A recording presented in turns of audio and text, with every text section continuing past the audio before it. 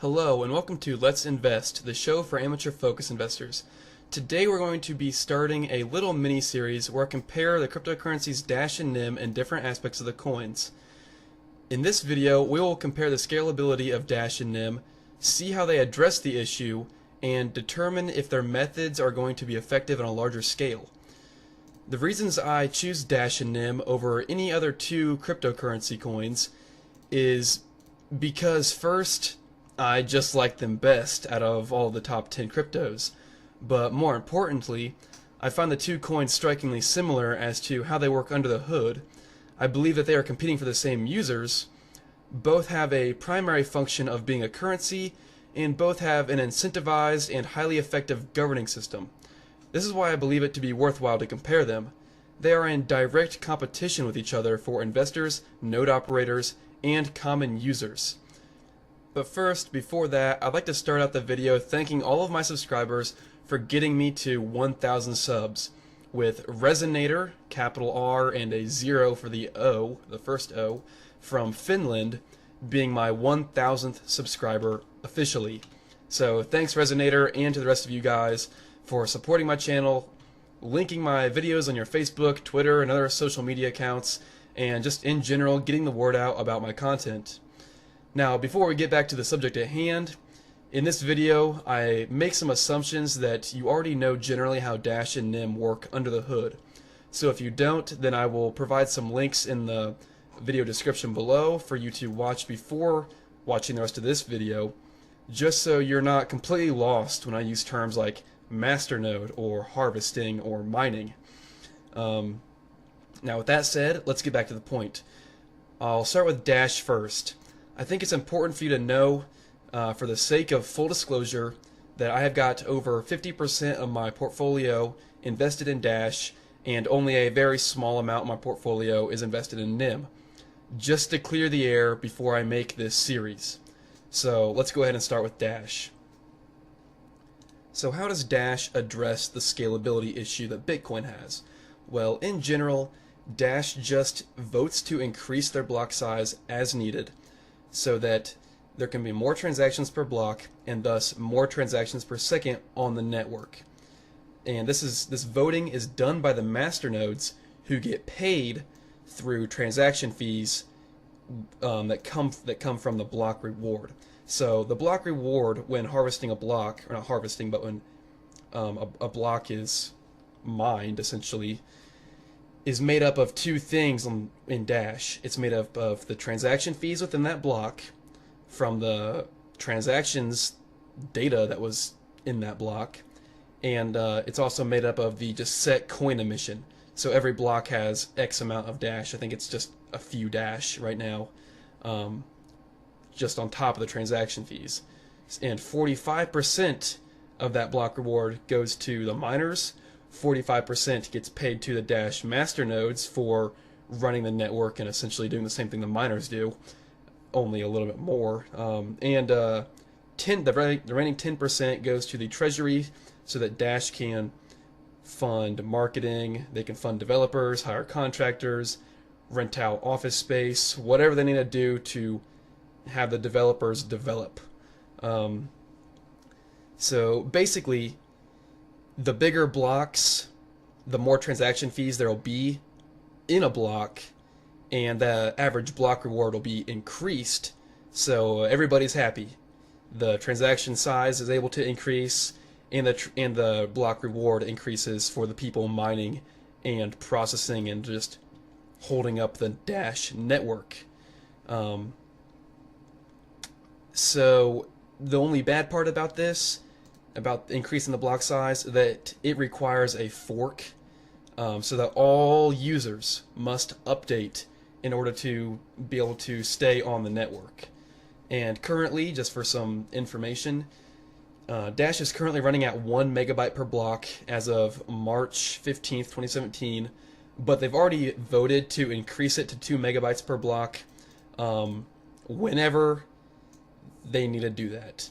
And currently at 1 megabyte they can handle 28 transactions per second in theory, so already much better than Bitcoin. At Bitcoin's about 5 transactions per second maximum, and Dash is already about 28. but with a 2 megabyte block increase whenever that's necessary, the network will theoretically be able to handle 56 transactions per second at that point, and then they can just increase it from there upon mass adoption, if that ever happens. In general, Dash miners and masternodes don't care about bigger blocks. In fact, they kind of encourage it as long as there's enough transaction fees in each block to make it profitable. And it already is profitable, and will become more profitable as the price of Dash grows, more transactions take place per second, and more people use things like instant send or just increase their transaction fees to get quicker confirmations. Miners love high transaction fees or lots of traffic, or both, because it fills up the blocks, and coincidentally it fills up the blocks with block reward money. So moving on down to NEM, it's basically the same incentives as Dash in terms of transaction fees in a block, etc., etc. But it's just a lot more streamlined and efficient through their new code and just logistics. Also, there's no miners or coin emission per block. And then on top of all of this, the main thing that separates NEM from Dash is harvesting and proof of importance, which I'll get into later, and you'll see how important this is for the NEM network and why it's strides better than Dash already is. But first, let me get into some facts. So there's no maximum block size for NEM. However, there is a target block time of 60 seconds. So they don't have to just keep voting or whatever to increase the block size. They just let a block kind of sit there. This is the way I think of it anyway. Sit there for 60 seconds. Transactions go into it, and someone harvests it. They get the rewards from it. So the block can just keep filling up for 60 seconds, and someone will harvest it. Scaling in NEM scaling is NEM harvesters and supernodes' best friends because of reasons we already said above. They just make more transaction fees per block. And onto the most important part about the differences in NEM and Dash is when talking about scaling in NEM, it's important to include the fact that the developers use transaction scaling to also scale up the decentralization and growth of NEM, so that as the block size, price per coin, and size of the blockchain increase, so do the incentives to start using NEM, running a supernode, or harvesting, though the incentives also increase at an even faster rate. Unlike with Bitcoin, where it seems the bigger Bitcoin gets, the harder it is to become a miner, a node operator, etc., because the competition is using thousands of ASIC miners and have million-dollar budgets. So basically with NEM, there's a snowball effect that, the more people who use it, the more incentives there are for people to switch over and start just using it or owning supernodes or harvesting it. Versus with Bitcoin, it's kind of like this tower of power, barrier to entry. You have to buy a bunch of ASIC miners and build a whole mining facility in order to even become profitable. And I think it's important to mention also that NEM harvesting is done by proof of importance, which is based on how much XEM you have in your wallet invested, plus how often you make transactions. Therefore, it helps further decentralization by giving the little guy harvester a chance to make profit from running a node as well. Because, not to get too technical here, even a person with a smaller balance of XEM, say in the tens of thousands of XEM, which only costs a couple $100 right now, or only cost a few $1,000s in the future, can still profit handsomely by raising his importance on the network by just using his wallet a bunch to make a bunch of transactions, just using XEM all the time. And even a person with a slow computer can profit and spread the popularity of NEM by doing what's called delegated harvesting, and not even having to run a full node or download the entire blockchain of transaction history, because you can still participate in the network and profit by kind of piggybacking off of a full node. I know I said I didn't want to explain this much in this episode at the beginning, but it's a major important part of scaling, and it's overlooked quite often on the NEM network. See, when most people think about scaling, they just think about increasing the transactions per second and how a cryptocurrency can handle more transactions per second. However, in NEM, they took it a step further with having massive incentives for people to help grow the network in terms of number of nodes and supernodes as well. And I'm not saying that Dash doesn't have these incentives as the network grows, but they certainly have a bigger barrier to entry compared to NEM, with the 1,000 Dash minimum for a master node and the expensive mining equipment. Albeit it's much better than Bitcoin though, and is still very scalable with incentives to slowly decentralize the network. They just don't have the incentives for the small guy or just the regular user like NEM does to further decentralize and spread the network. Now let's talk about what happens with both cryptocurrencies.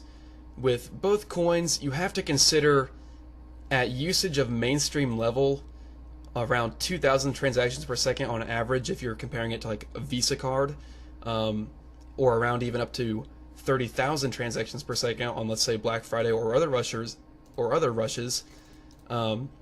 This will significantly increase the transaction history data size to several gigabytes per day, and will require masternodes and miners or supernodes and harvesters to buy many terabytes of storage per year in order to store the entire blockchain and maintain their full node status. Regular users of both currencies will have to resort to light wallets instead of core wallets because the amount of data will just be too big to store. This sounds bad, but it really isn't for either coin. The proceeds made in transaction fees for the block reward on both coins will theoretically cover much more than is needed in electricity or storage space for node operators, miners, or harvesters.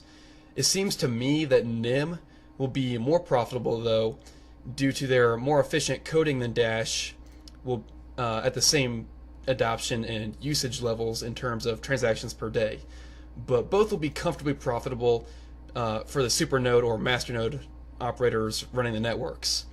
In summary, both are sustainable, and both just increase block size and pay more to the people running the network, and both are much better than Bitcoin and seem to have solved the scalability problem for mainstream usage.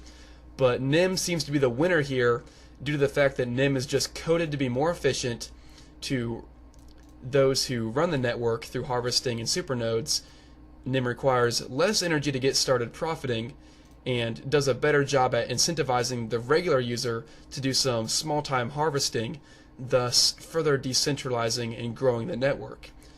Theoretically, at the same levels of adoption, it also seems much cheaper to me to run a NEM supernode or just harvest NEM than it does to mine Dash or run a Dash masternode.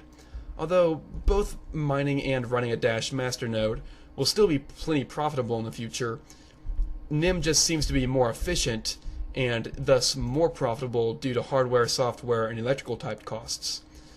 Overall, I know it seems that I'm being kind of harsh on Dash, but I love both, and I think that they both offer effective solutions to the scaling problems we see in Bitcoin. So to conclude this episode, I'm going to ask you a couple questions about Bitcoin actually. What do you think about simply increasing the block size in order to keep up with the transaction rate? And SegWit or Bitcoin Unlimited?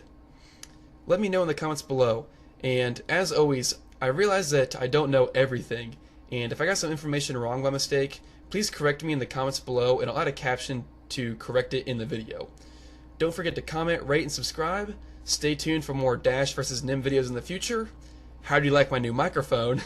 And thanks for watching, and let's invest.